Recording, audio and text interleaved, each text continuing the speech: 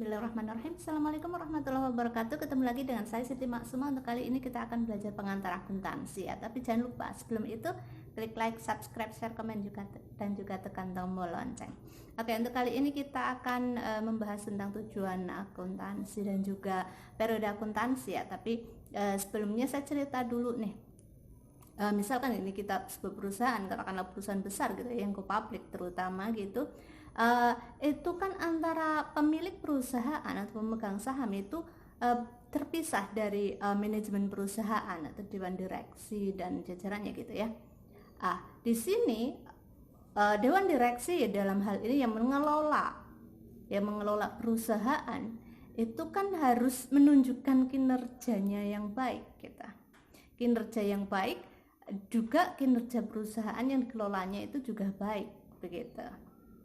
Nah, dalam menunjukkan kinerjanya yang baik, sehingga dia harus membuat laporan keuangan. Oke, laporan keuangan itu ya bisa terdiri dari itu laporan posisi keuangan atau biasa disebut neraca gitu ya, laporan laba rugi, laporan perubahan modal, laporan arus kas gitu. Itu untuk yang umumnya gitu. Nanti kalau yang syariah ada tersendiri tambahan-tambahan khususnya.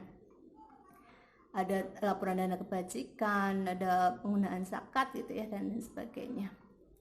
Oke, itu kalau perusahaan secara umum. Sehingga pemilik perusahaan yang di sini pemegang saham yang nggak terlibat langsung dalam pengelolaan perusahaan ingin mengetahui bagaimana sih perusahaan yang dia miliki gitu. Karena nanti dia akan dapat dividen atau enggaknya kan dari kinerja perusahaan yang baik gitu. Kalau misalkan laba terus gitu, laba dan membagikan dividen, nanti akan pemilik perusahaan dalam hal ini pemilik saham itu akan mendapatkan dividen gitu. Oke, jadi untuk pemilik perusahaan sangat membutuhkan dari laporan keuangan, bagaimana untuk menilai kinerja perusahaannya dia dan juga menilai kinerja direksinya kita. Dan juga yang membutuhkan laporan keuangan itu kan juga banyak ya, dari pihak pemerintah nanti hubungannya dengan pajak, pihak bank atau pemberi pinjaman gitu ya, itu untuk menilai layak nggak sih dikasih pinjaman begitu. Masyarakat umum, dan sekarang masyarakat umum itu juga membutuhkan laporan keuangan ya, seperti kita itu kalau misal masuk ke kategori masyarakat umum boleh, karena kita dari sisi akademisi kita memerlukan laporan-laporan keuangan untuk kita teliti dalam hal ini skripsi kita gitu. Oke, dari alasan itu tadi gitu ya, sehingga tujuan dibuatnya laporan keuangan itu apa gitu.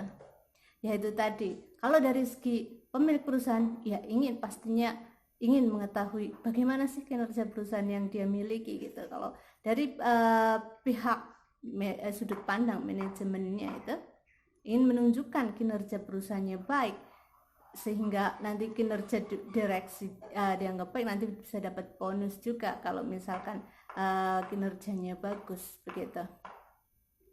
Dan karyawan juga di sini akan membutuhkan gitu ya informasi yang serupa tentang laporan keuangan, karena nanti kalau misalkan laba gitu nanti bisa ikut dapat bonus juga. Jadi karyawan juga memerlukan gitu.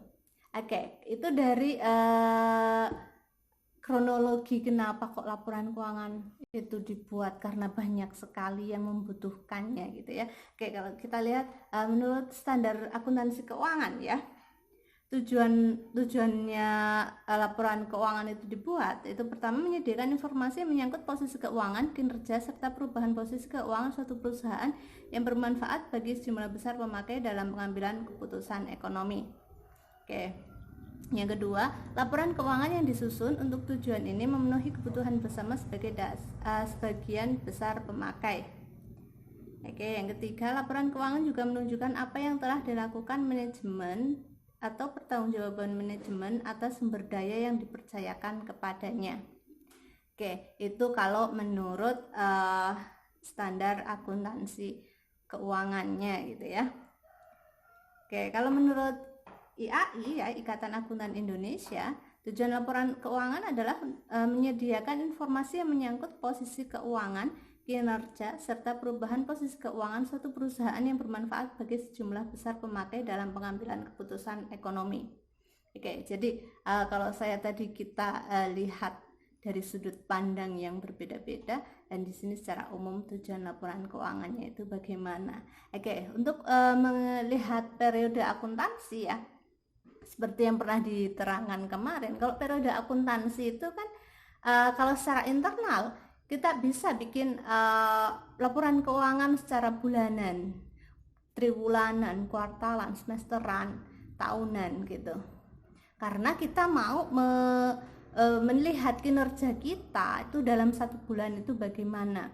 Karena apa? Target dalam satu tahun gitu, misalkan laba 1 miliar di target tahun 2021 gitu ya. Itu rencananya juga harus di breakdown secara bulanan, triwulanan, kuartalan begitu dan seterusnya. Jadi akan lebih mudah mencapainya ketika kita breakdown per bulan. Sehingga untuk membreakdown itu, tujuan yang besar itu tadi, kita perlu laporan tiap bulan. Jadi nggak masalah kita bikin laporan keuangan tiap bulan, karena tujuannya di internal gitu ya.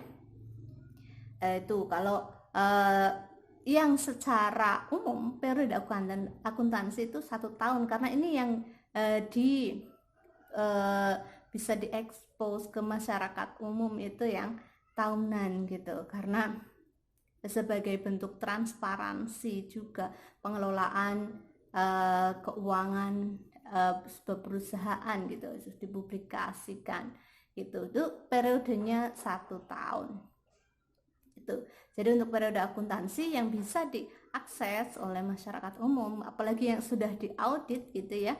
Kalau sudah diaudit oleh auditor independen itu kan akan lebih terpercaya gitu, akan lebih dipercaya lagi untuk pengambilan keputusan oleh pihak-pihak yang berkepentingan. Kalau misalkan kita sebagai calon investor, oke, nanti kita sebagai dasar untuk pengambilan keputusan investasi pada perusahaan yang bersangkutan begitu. Oke, jadi periode yang digunakan untuk yang auditan itu periode 1 tahun, karena itu yang sudah audited gitu, sudah diperiksa oleh auditor independen. Tapi kalau secara internal tadi saya garis bawahi, kita bisa membuat laporan keuangan secara bulanan, triwulanan, kuartalan, semesteran gitu. Itu untuk mengetahui kinerja kita setiap bulannya, sehingga untuk target misalkan tadi laba 1 miliar 1 tahun itu bisa lebih terkontrol ketika kita targetkan itu di breakdown per bulan. Oke, mungkin cukup sekian tambahan dari saya. Semoga bermanfaat, semoga ilmu kita barokah dan jadi jariah dunia akhirat. Kalau ada kesalahan saya minta maaf. Wabillahi taufiq wal hidayah. Wassalamualaikum warahmatullahi wabarakatuh.